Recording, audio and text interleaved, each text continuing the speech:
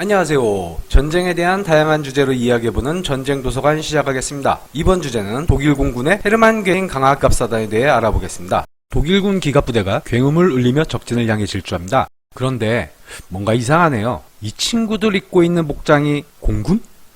이들은 헤르만 게링 강화기갑사단 소속 차량과 병사들입니다. 괴링이란 이름에서 알 수 있듯이 루프트바페, 독일군 군의 기갑사단이었던 겁니다. 대체 왜 독일군은 공군이 기갑사단을 보유했을까요? 헤르만 게링 강화 기갑사단. 이름만으로 추측해보면 공수작전을 통해 낙하산으로 투입되는 기갑사단 같은 느낌적인 느낌이 듭니다. 아니면 다른 사정이 있었던 걸까요? 헤르만 게링 강화 기갑사단의 역사는 1933년 히틀러의 나치당이 정권을 잡을 때로 거슬러 올라갑니다. 헤르만 게링이 이때 얻은 보직은 공군 총사령관이 아니라 내무부 장관이었습니다. 이때는 루프트바페, 즉 독일 군군은 없던 시절이었죠. 내무부 장관이 된 게링은 나치당에 보다 충성하는 새로운 경찰 조직을 조직하기로 하고 100개 경찰 특수임무대대를 창설합니다. 나치당에 충성하는 특수임무경찰이니 어떤 짓을 했을지는 뻔하죠. 나치 정권을 반대하거나 위험하다고 판단하는 세력 때려잡기였습니다. 100회 경찰 특수임무대대는 확대되어 100회 향토 특수임무경찰 그룹으로 확장된 후 괴링 장군 향토 특수임무경찰 그룹이란 이름이 주어집니다. 자신의 이름을 딴 경찰부대니까 괴링이 얼마나 애지중지했는지 알 수 있겠죠? 그런데 1935년 나치 친위대 장관인 히물러가 경찰력을 장악하게 되고 괴링은 루프트바페의 총사령관이 되면서 이 경찰부대의 위상이 조금 애매해지게 됩니다. 그래서 괴링은 이 경찰부대의 통제권을 공군이 가지게 하고 이들에게 군사훈련을 시키죠. 이렇게 괴링 장군 연대가 탄생하게 됩니다. 육군도 아니고 무장친위대도 아닌 또 다른 지상군 조직이 공군에서 탄생하게 된 겁니다. 이들 중 제1경보형 대대와 제15공병 중대는 데베리치로 보내져 공수훈련을 받고 그 유명한 팔슈름 야거, 즉 독일 공수부대의 기간 요원이 됩니다. 다른 나라의 공수부대는 육군인데 비해 독일 공수부대는 공군 소속인 이유 조금 감이 잡히시죠? 공수부대의 수송수단과 공수부대 인력 모두 루프트바페가 제공함으로써 독일 공수부대는 공군의 나와바리가 된 겁니다. 괴링연대는 다시 한번 큰 개편이 취해지는데 이번에는 공군답게 대공포연대가 됩니다. 전쟁이 발발하자 괴링연대의 일부 부대들이 폴란드, 노르웨이 전투에 참가하고 1940년 서부 전역에는 특수임무부대로 분산되어 참가합니다. 이 전역에서 88mm 대공포 부대가 프랑스군 중전차를 상대로 분투하는 등 맹활약을 펼치게 되죠. 괴링연대는 그 전공을 인정받게 됩니다. 헤르만 괴링 차량화 연대로 추가 개편된 후에는 바르바로사 작전, 즉 소련 침공에 나서게 됩니다. 이때 붉은 군대의 막강한 T-34와 KV-1 전차와 맞닥뜨리게 되고 여기서 또 한번 88mm 대공포가 위력을 발휘합니다. 동부전선에서 혁혁한 전과를 얻은 후 복귀한 헤르만 게링 연대는 여단으로 확장하는 작업을 하고 있었습니다만 1942년 10월 4단으로 확장하기로 결정됩니다. 그것도 기존의 경보병과 대공포 부대로 구성된 부대가 아니라 전차를 장비한 육군의 기갑사단급 부대로 말이죠. 무슨 일이 있었기에 이런 확장이 가능했을까요? 러시아군은 아직 건재하다. 우리가 12개 사단을 격파하면 러시아는 그냥 12개 사단을 새로 만든다.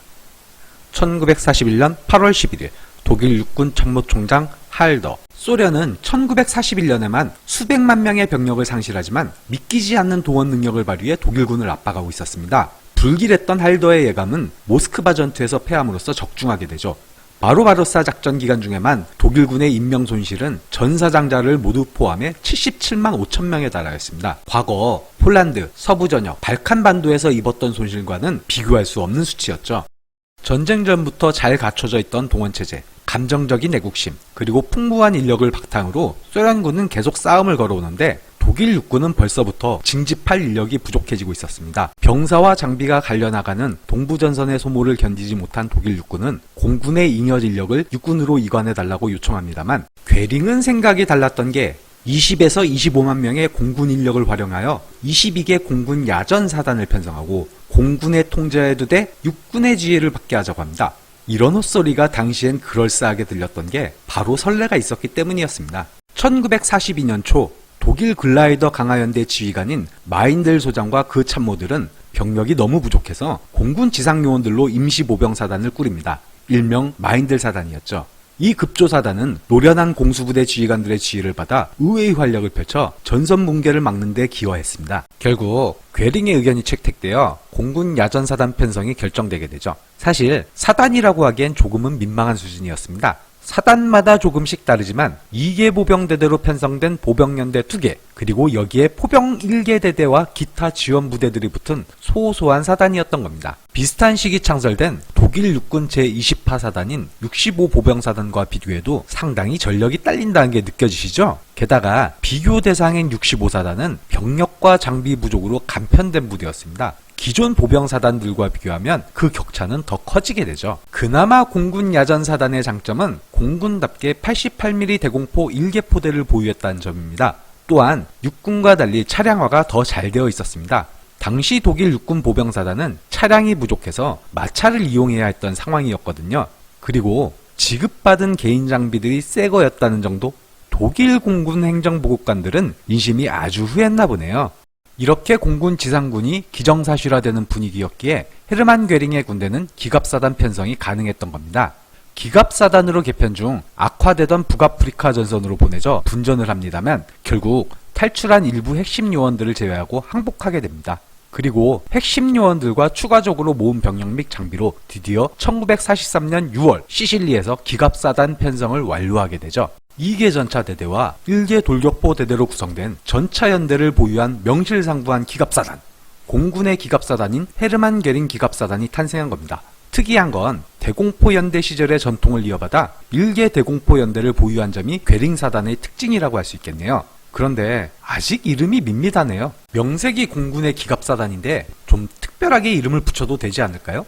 그래서 1944년 초에는 명예로운 독일 공군의 접두사 강하를 붙여 헤르만 괴링 강하 기갑사단이 된 겁니다. 결국 공수낙하하고는 전혀 상관없는 공군의 기갑사단이었던 거죠. 헤르만 괴링 사단은 주로 남부 유럽에서 싸웠습니다. 시실리 전투 그리고 이탈리아 전선에서 전투를 벌였죠. 1944년 7월에는 동부 전선으로 이동하여 붉은 군대와 싸우게 됩니다.